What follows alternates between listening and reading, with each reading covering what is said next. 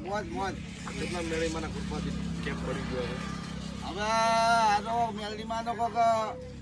હશે કે મારા સેવકો હોય હેડતા આવતા હોય છે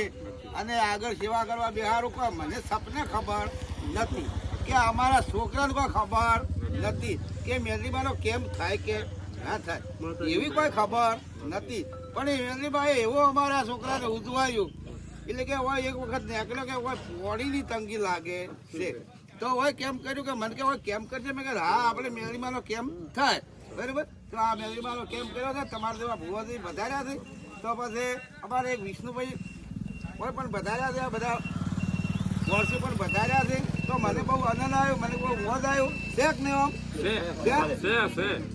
અને કેમ જો મેલડીમાંનો શેક ને મોજ આવી જાય એવો છે